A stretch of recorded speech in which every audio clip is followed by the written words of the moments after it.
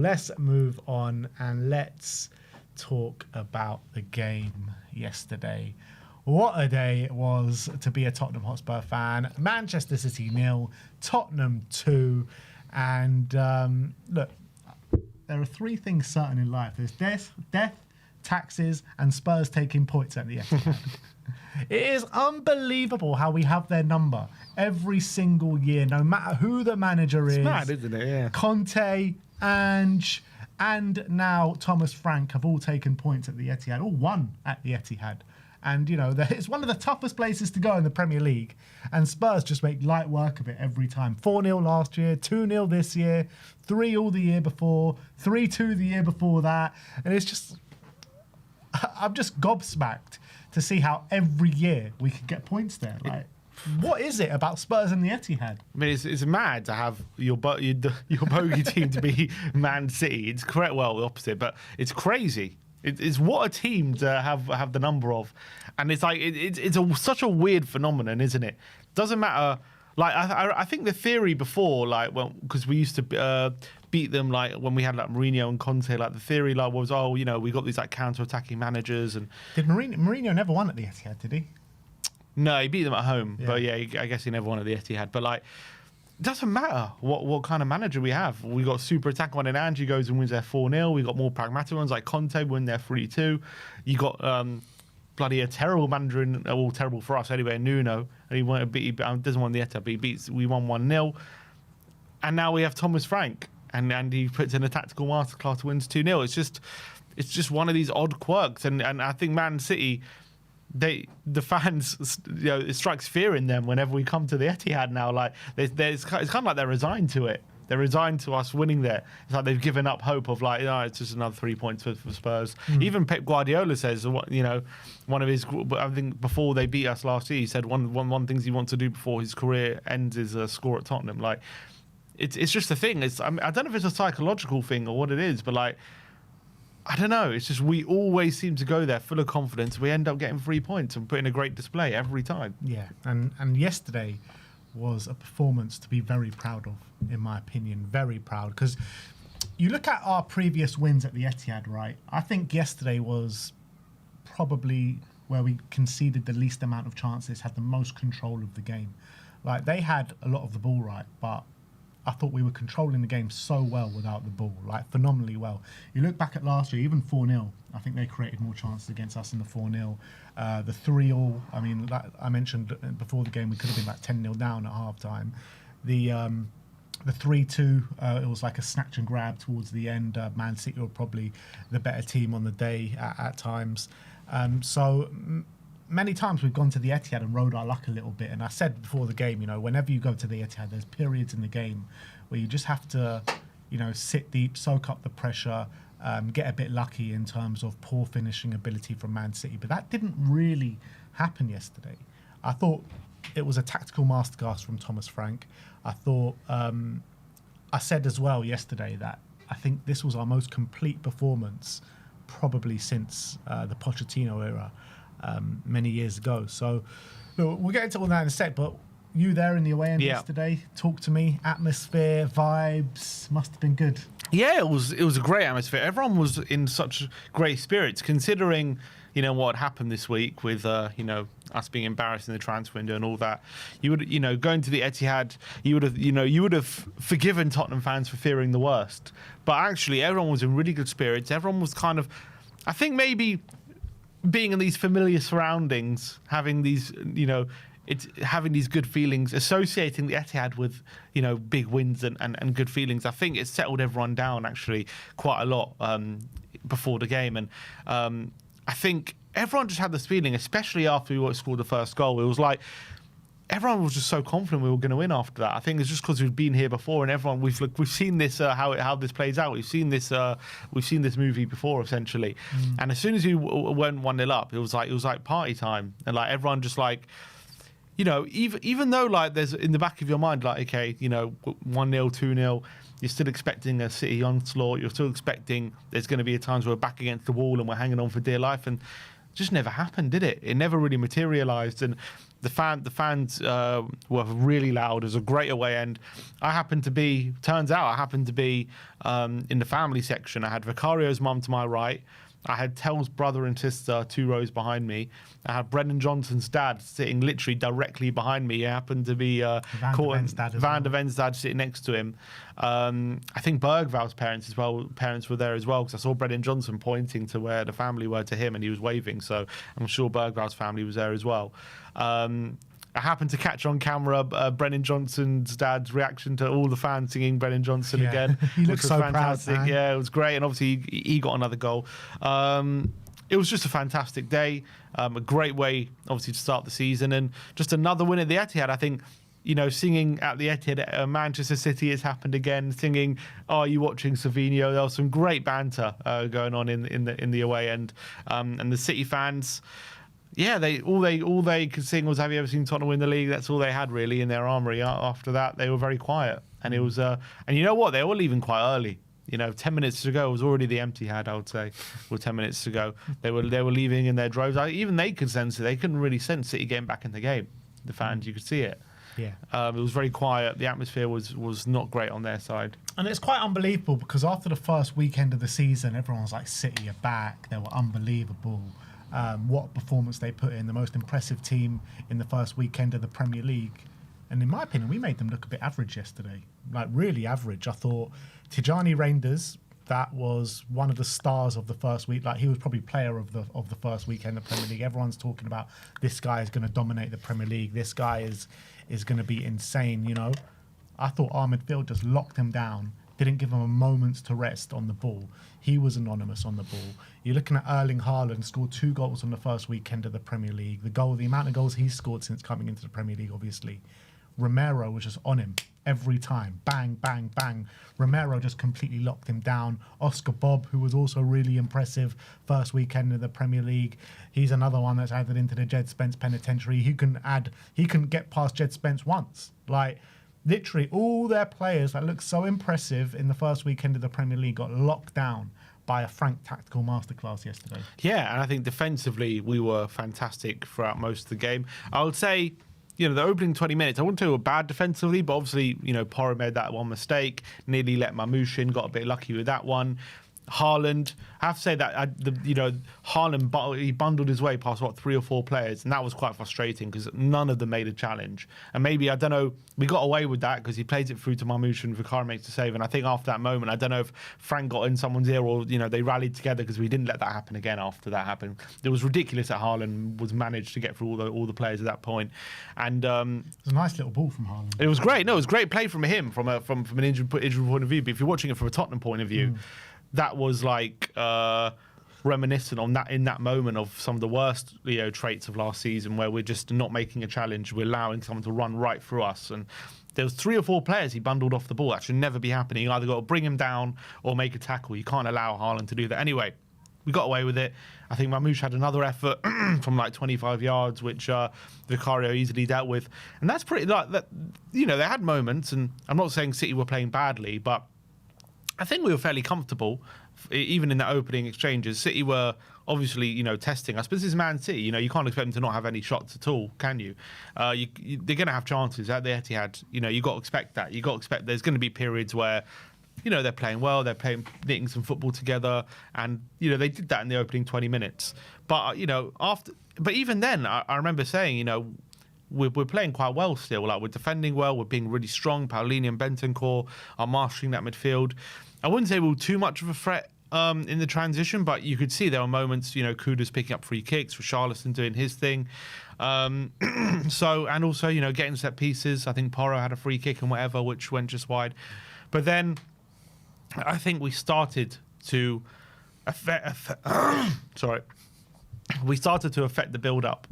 On our side, we were playing it short, and then we got the moment we were looking for, which long ball over from Porro to Sarr, which, by the way, I've noticed we've been aiming for Sarr aerially a lot more recently since Frank's come in. I noticed it against PSG. A lot of the time we went for a long ball, we're aiming it for Sarr for these flick-ons. Did it again yesterday. Brilliant flick on from him. Richarlison times his run to perfection, keeps onside. And you got to say, it's brilliant from Rishi. Unreal. Keeps onside, breaks down the line, good pace as well. You know, I've never seen him look so quick. Gets in behind and lays it right on the plate. That pass looks easy, but if you actually look at it, the defender, I don't know who's, I thought it was Rico Lewis, he's inches away from it, right?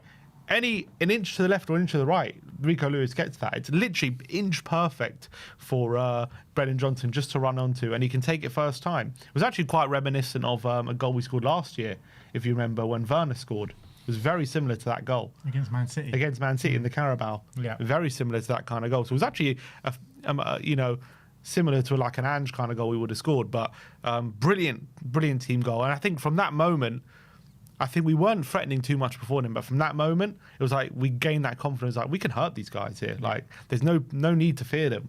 And then we really started to go for them after that. Absolutely. And it's kind of like, I felt like it was a bit of a pensive game before that, a bit of a game of chess where both teams were just, you know, a bit reserved. And then as soon as that goal went in, the game just like sprung into life, didn't it? Yeah. And by the way, that goal, I don't understand why it took so long to give the goal. What happened to semi-automated VAR? Why is it not just done in a flash? Like you can see I could see straight away that was onside, like from the TV. Mm-hmm. Like why the hell is it taking so long? It boggles my mind, like why that happens. Yeah, and there was 7 minutes added on at the end of the first half because there was a long VAR check. Like I thought semi-automated was supposed to be the end of that. Yeah. So I don't really understand. Though like that's a simple one. Like it was ruled offside. You can see from the first three players on. You have the semi-automated. It shows who's on. That should take a minute at most. Why is it taking? How long did it actually take? 2 or 3 minutes? Something like that. Yeah. It was ridiculous. Ridiculous. Yeah, it was madness. But anyway, great goal. Brennan Johnson, inevitable. 2 games, 2 goals. Unbelievable finish from him. Great move all round. Then after that, Spurs started giving it to them, and then straight after, you know, you have that moment with Kudus and Trafford and Porro, and I can't remember who was the defender that fouled Porro just outside the box. Was it Rico Lewis? Might have been. Was it Ake? Maybe Ake or Rico Lewis. Ake. Sorry, it was Ake. And first of all, how the hell is the referee not giving anything there? Like how? I just don't understand it. I thought, was it a handball from Trafford? Was it a foul from Trafford, kneeing bloody Kudus? And it's a foul on Porro.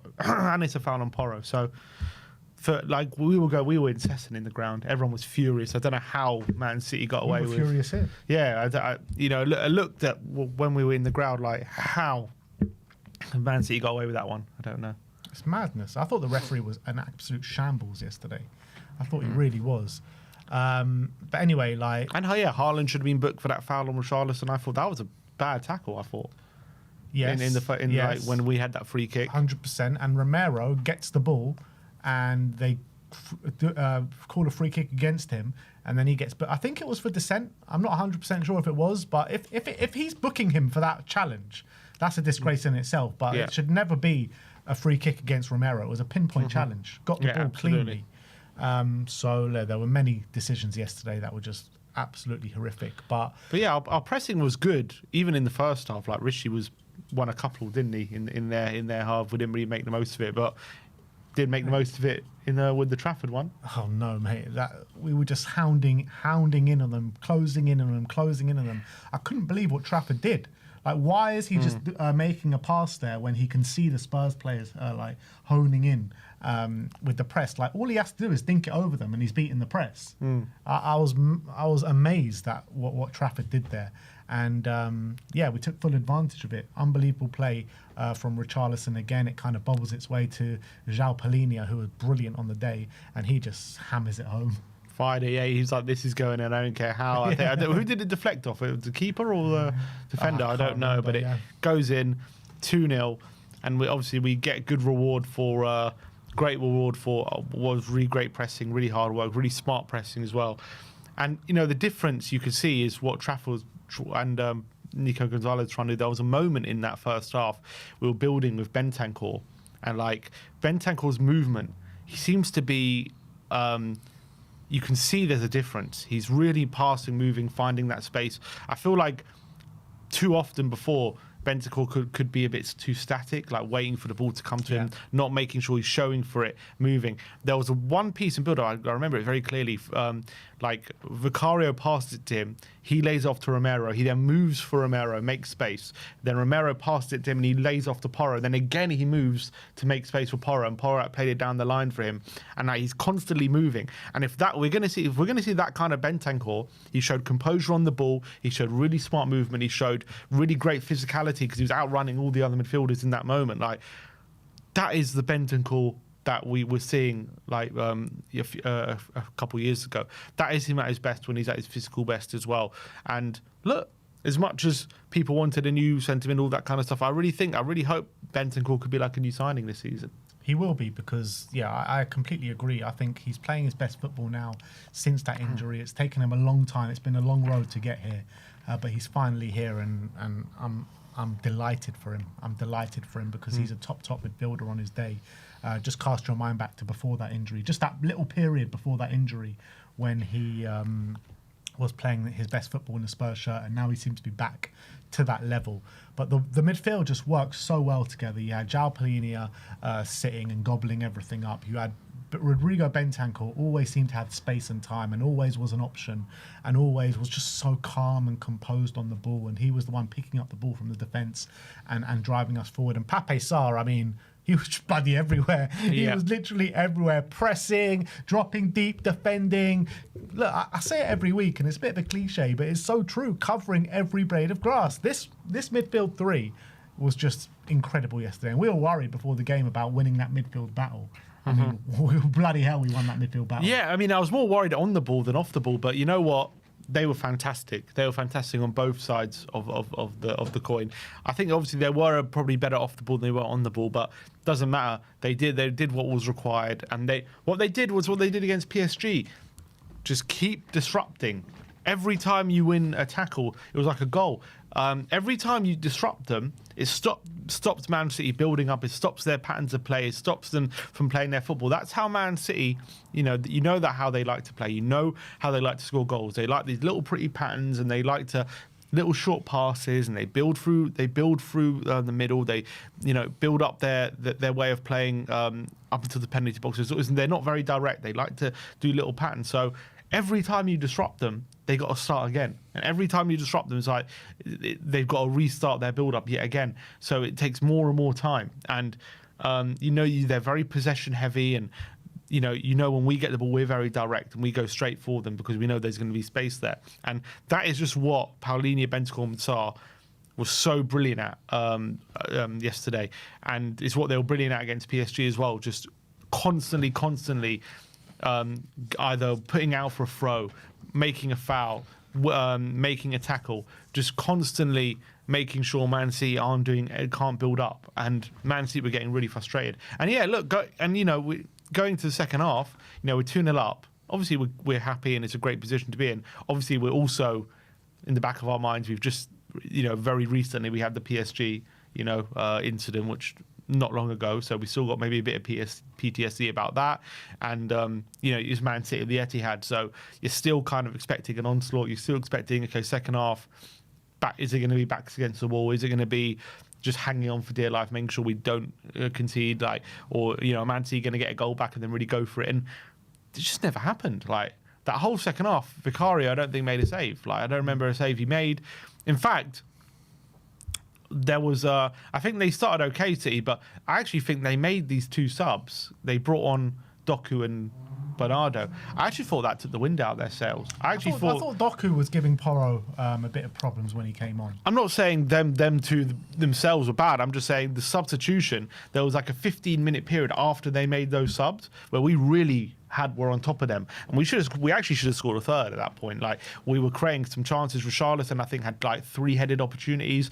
Richarlison also was like starting to play Brennan through on goal like a few times. There was that one moment where he plays Brennan through and he just takes a heavy touch, and if his touch was a bit better, he was in on goal. He was 1-on-1 with the keeper.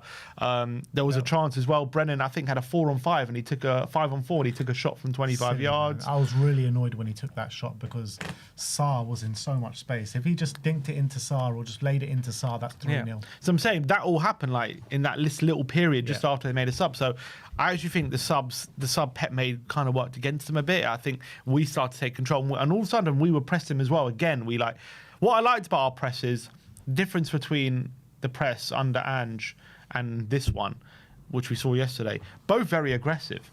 But Ange is like, we never stop. So every moment you got to be pressing, essentially. Never stop pressing. Whereas Frank's was a bit smarter, you know.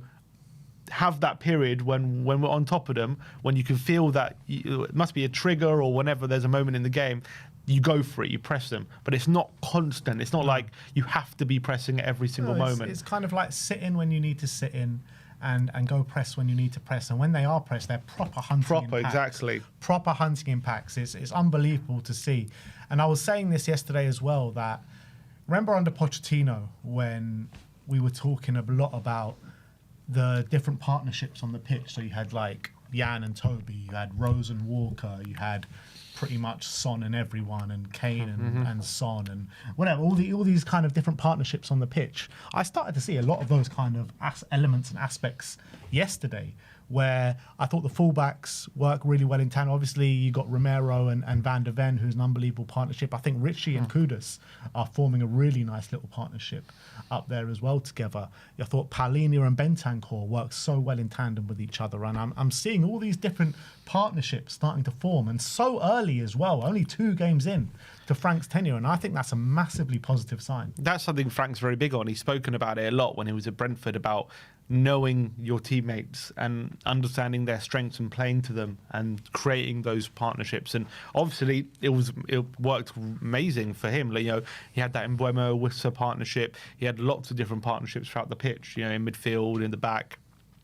So I think we're going to be seeing a lot more of that, and it's only going to get better the more time they play together. So I agree. The fact Porro that and Kudus as well. Yeah, Porro, Kudus.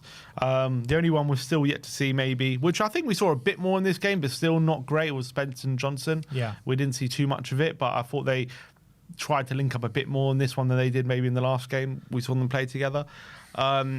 But yeah, I think I agree. After 3 competitive games, the fact we're already seeing these starting to develop in big games, away from home, is really, really great. And I think that's going to be a massive thing that Frank always drills into the team. Yeah. So that's really, really great.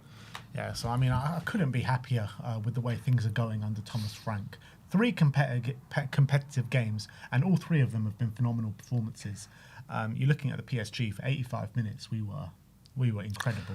That's another thing. I think he learned from his mistake. Yeah, for sure. The subs were spot on. Yeah, like the mistake against PSG was taking off Palhinha and Bentancur, putting in, Gray and Bergvall, and all of a sudden we started losing those duels. And all of a sudden, instead of meeting PSG at the halfway line, we were meeting them on the edge of our penalty area.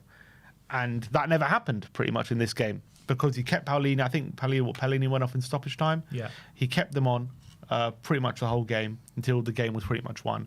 And we never stopped losing those duels, essentially, throughout the whole game. We kept on their necks, and we kept basically pressing them, and we just kept being a pest and being a nuisance and breaking up their play constantly. And I think that was the mistake he made against PSG, and look, he learned very quickly. Some of those last-ditch challenges in there from Spurs yesterday were just... that Van der Ven challenge on Foden in the box. Phenomenal. Like, wow. Some of those challenges from Palhinha yesterday as well, like Romero, such aggressive defending. I just thought the whole team, every single player, just deserve so much praise for their performance yesterday. If we can keep building, if we can build on that, and the most amazing thing about it as well is like Thomas Frank and Brennan Johnson both after the game, both saying like, didn't even seem excited or anything. They're just like, yeah, we've still got so much to learn. We're still building as a team, all this kind of stuff. After putting a performance like that, although how can it get better? Frank did say, I'm starting to fall in love with this club. Yeah. What was your, actually, we didn't cover it, but what was your reaction when you saw the lineup? I was surprised. I was really surprised. I was convinced he was going 5 at the back. And I was saying at the beginning of the watch, I don't think this is the right way to go. I think that we should be going 5 at the back. I was in the preview with you. I was certain that we should be going 5 at the back. I was like, that's the way to victory. But look, I also said that Thomas Frank is the master tactician here, not me. So let's see how it goes. But look, I'm very happy he did go with 4 at the back, because it was phenomenal. Yeah, I remember in the preview I was saying I wouldn't be surprised if he wanted to put an extra attacker in there. But I was also saying it will probably be a 3-4-3 rather than I was saying it was probably going to be a 3-4-3 rather than a 4-2-3-1. I was surprised he went to a back four after what happened to Bayern. But clearly, we've learned on a lot of what happened in that game because we played a back four, but we were nowhere near as open. So he's clearly worked on a lot. Obviously, Palhinha is obviously looking a lot more fit as well. That helps. And he said Palhinha is still not 100%. Yeah, which is crazy that he's played in that kind of performance, not 100%. But I think he's worked on clearly a lot. The fact that we can defend like that now, everyone expected probably that the PSG game was going to be a blueprint. But is he showing it doesn't have to be? Like, we can go away to City, we can go back four, and just because we do that doesn't mean we have to leave ourselves open. I also feel like as well, he looked at I was saying this in the preview. He looked at Man City back line. He's like, we can get at that. We can get at that. That is a back line that is vulnerable, and they were. I thought they were very vulnerable yesterday. Yeah. No, 100%. And I felt like any time a Man City defender or midfielder had it in the middle of the park, like isolated, ready to move the ball on, Kudus would just absolutely steam towards them. And they shat themselves every time. Like, Kudus, that absolute steam train. Absolute steam train, Mohamed Kudus, mate. And for all these bloody West Ham fans being like, oh, he doesn't work hard, he's not a team player. I mean, that's all I've seen from him. I've only seen him work hard and be a complete team player. Unbelievable from Mohamed Kudus. And the way that he was... His defensive work yesterday, his work rate was just second to none, man. The way he was backing up Porro every time when Porro looked a bit in danger. Jeremy Doku and Marmoush, Kudus was always back there in a flash to help him out. I don't know what the stats are on the running, but Kudus must have run so much yesterday, man. Yeah, I don't know if I can get individual running. I couldn't get the team running. Let me see, because they have that on SofaScore now. Let's see if I can see what the running was like. But yeah, they ran themselves into the ground yesterday. It was they're taking it away. No, I forget it. It was phenomenal team performance. Everyone never stopped, did they? They never stopped, like, concentrating constantly. I think, and it helps as well, probably, on the sidelines. Apparently, I was watching Ali Gold's video yesterday. Apparently, there's like a coach, like, that has a word with like each individual player, like on the sidelines. So it's not like the one coach like talking to everyone. It's like you got the defensive coach talking to defenders, or even like in specialist individuals. Like you got a coach talking to specific players, giving them little pointers, and that's like a constant thing throughout the game. You also got Frank constantly on the touchline giving advice and talking. You got Justin Cochrane as well, Matt Wells. That they seem to all very much be involved. They're like constantly watching the video. They're constantly on the tactical boards. All these different things. So look. It's a very impressive start. 2 clean sheets as well in 2 games, and one of them being at the Etihad. You can't really say any more. The only thing I would say is, this is not a criticism of Frank whatsoever, but you could, even in yesterday's game, how good that was, you can still see what we're missing, even in that game, and we need to rectify that, because if we had that little bit more quality, I think the performance could have been even better. And that's not a criticism of Frank whatsoever. It's just the kind of player we're missing, and he's obviously making do what we got, and that's fine. I'm not saying what we got is bad either. I'm just saying, even in yesterday's game, and what a great performance it was, you could see that there was that little bit of quality in the middle, a little bit of a bit of guile. A bit of guile. If we had like an attacking midfielder, I think it could have been even better. So yeah, I would say for me, I would say still.